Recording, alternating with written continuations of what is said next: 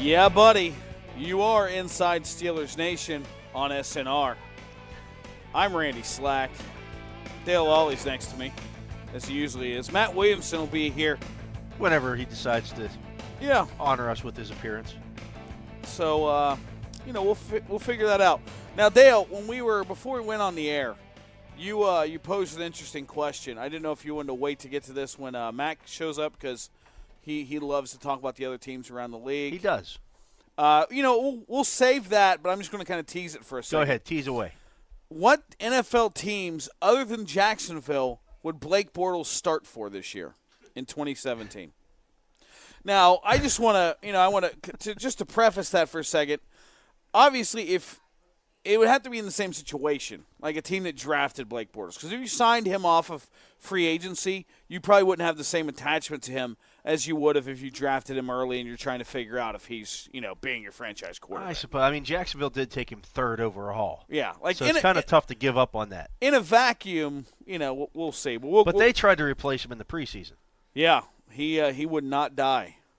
He's like a cockroach. Which says a lot about, I don't know, it says a lot about a lot of things. I think some cockroaches would play better than him. Perhaps. We'll talk insects.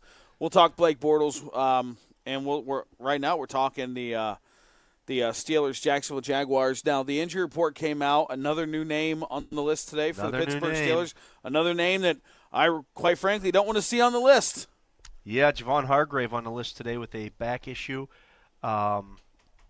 How much that holds him back, whether it holds him back, we'll see. Talked to both Artie Burns and Stephon Tuitt today. Both said they intend to play on Sunday.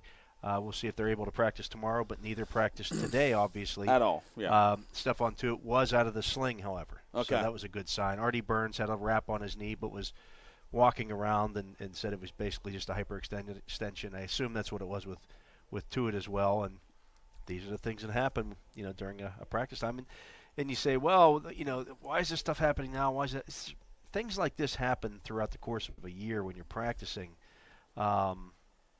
Sometimes you don't mention them other times. But I think in this situation, because they want to have those players, be cautious with them so that they have them on Sunday, you have them sit out practice today. Therefore, you have to address it on the injury report. If that's something that happens in the middle of the season, nobody really notices nearly as much as when there's only 4 games being played this weekend. Well, and I think it's a little it might be the story came out again about they were talking about Le'Veon Bell last year and, the shot and whatever. How hurt was he hurt and all these different things. So maybe the fact that, with everything, people talking about that again and that being a story, guys are a little more sensitive and they want to make sure that I'm sensitive. Everything's out there. Yeah, Dale's a snowflake. But you got to Crowley. You got to Snowflake Crowley. That's his middle name, isn't it? Adam Snowflake Crowley. I think so. I believe it is. It's something like that. You don't want to mess with the self-esteem though. I got to work with him tomorrow. Don't get him riled up, please. Don't break him down. Because then he's going to cry, and then I'm going to have to do that show. Cry. I'm going to have to do that show while there's a tear in his beer, and I want to. It's Saturday. We got the big pep rally. We do have the big pep rally Saturday. I'm looking forward to that. You will be there. I will be there. We're not at the same time, though. Well, no. They got to split us up. I guess what happens is if you and I are working together, then we're going to make Crowley look bad. That's true. So they got to split us apart, and we can carry. Well, we have to carry Crowley. We have to carry him. It'll be like a relay. I'll carry him from 3 to 5, and then you're carrying him from 5 to 7. I'm bringing it home. I'm in the anchor link. Yeah. So and Benji's in between us, right? Well, he's at the beginning. He's at the beginning. You're 3 to 5. Okay. He's 1 to 3. I'm 3 to 5. You're 5 to 7. So we put the little small guy first to get us a lead. Yes. And then we're going to bring up the rear and finish it off. You're the anchor. I believe doors open at 6 o'clock. It'll be should be a raucous affair. Huh? It'll be good. No offense. I'm kind of glad I get a broadcast before the public because working on TV morning show is a big deal, and I don't want to take away from everybody else. When you show up at Stage AE, which is where this event's going to happen, right? Do you have your own parking space? Do they say? Yes, you're right here, Mr. Slack. Yeah, I actually have a driver. Okay. I don't know if you saw in front of the practice facility today. There was a guy. I did see him. That was your guy? That was my guy. I didn't want to brag, but you kind of brought it up. Kind of a big deal. You kind of brought it up, so that's the thing. See, here's the problem. And this is a legitimate issue, Dale. when people don't know, and I may mess up, and I tell people I work at DVE, and my first name is Randy, there are some people that think that I may be the Randy from DVE. Yes, because there can only be one. It's like the Highlander. It is exactly like the Highlander. But no, so I've been. I mean, you chop Randy's head off at some point. I've thought about it at times. We're now referencing very, very obscure '80s movies. People know that. No, but I've been relegated to my last name. It's okay. Slack's a good last name to have. But again, the pep rally will be Saturday. I'm looking forward to it. We did one before the Patriots game. Hopefully, the game afterwards we get a better result than that game. But it was a lot of fun. A lot of Steeler fans, a lot of traveling Steeler fans, and there's a lot of Steelers alumni coming in for the event. I saw on the list a bunch of guys coming in to be on the show. Yeah, I know. I believe Santonio Holmes, the Bus, Rocky Blyer. A lot of people are going to be. Yeah, it should be a great show. I'm calling up the email here now, so I know who's going to be there. I know Rocky's there because we have Rocky on the DVE morning show tomorrow morning. Always an interesting guy to talk to. Maybe the largest hands on any human I've ever met in my life. Guy's got enormous hands. Are they bigger than T.J. Watt's? T.J. Watt has massive hands. It might be a thing too. It's just the size of because Rock's like 5'10". Did you say Franco Harris? Franco Harris. Yeah. Franco, Bettis, Santonio Holmes, Rocky Blyer. Pretty good group. That's a pretty good group. That's a pretty strong list that's going to be there at the pep rally. So if tomorrow. you're not doing anything Saturday, come on down. Yeah, it'll be fun. Tell Adam Crowley, say hi to him. Don't get too close, he might melt. He may buy you. No, he probably won't buy you anything. No, he's not going to buy anything. He's cheap.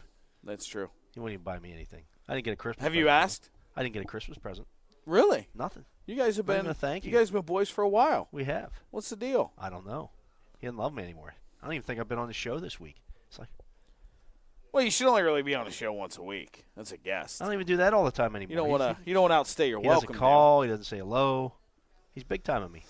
All right, let's steer the ship back towards actual. Well, look, this is the second time we've talked about the Jaguars. A lot of the talk is Blake Bortles. How good? How bad is Blake Bortles? One thing we really haven't talked a lot about would be their linebackers. There's a lot of talk on their awesome secondary and their high-priced defensive line. That's very, very good. You know how much money they spent? I added up the money that those guys are earning this year. The defensive line? Yes. How much? $50.7 million they have tied up in their line just for this year under their cap. Now, the cap is $180 million, give or take. Yeah. So they're spending almost 30% of their salary cap on their linemen. Wow. And how many different guys is that? That's for 5 guys. For 5 guys. I included Marcel Darius in there, even though he's not in the big sack crew. But he's a $10 million guy. Yeah, $50 million and 5 guys. Yeah, that's a lot of money. 30% of your cap. And that's including Ndokwe, who was a 3rd-round pick last year and is making peanuts. Right. Comparatively. For now. Yeah, for now. I think that will change in a couple of years. I mean, since he was a later-round draft pick, they're going to have to make a decision on him. He's got 2 years remaining on his contract, so that's going to be a big money item. Yeah. Another thing, now that we're talking about the defensive line, $50 million, a lot of money tied into a D line. But look, Tom Coughlin's running that team, and it doesn't take a rocket scientist to figure out the ways to win. Quarterback number 1, which they don't have, protecting the quarterback, they could do better at. But if they did only give up 24 sacks this year, and if you can get after the other guy's quarterback a lot, that can win you some ball games. It can keep you in some games, and they can do that. They do, and a lot of it comes from that defensive line. Those 5 guys who are making the $50.7 million combined for 43.5 sacks. Yeah. Of their 55. They don't blitz a lot. They don't get real exotic.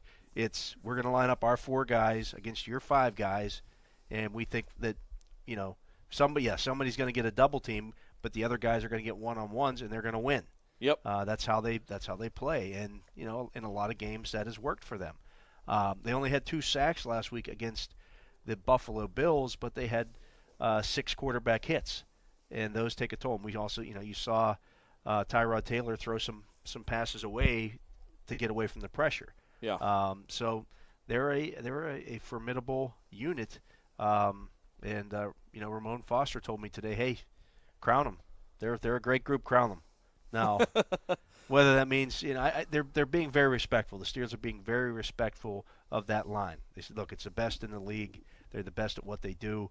I don't think anybody wants to tick any of those guys off or give them any bulletin board material or anything like that. But the Steelers feel like they have a pretty good group up front as well. Right.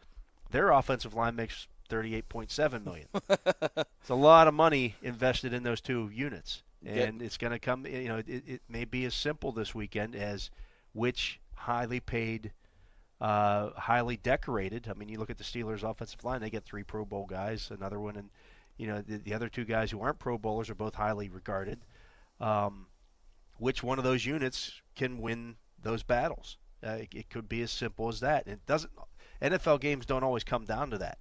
When you have a quarterback that's a future Hall of Fame quarterback, and you talk about Antonio Brown and you talk about Le'Veon Bell and all the weapons that the Steelers have, and it comes down to those 5 guys in the trenches. Get to the quarterback, protect the quarterback. It's the name of the game. We'll hear from Ryan O'Halloran. He covers the Jags for the Florida Times Union. We had him on earlier this year to talk to Jags. Doesn't the morning show, don't you guys kind of cover the Jags as well? We are Jags. This is Inside Steelers Nation on SNR.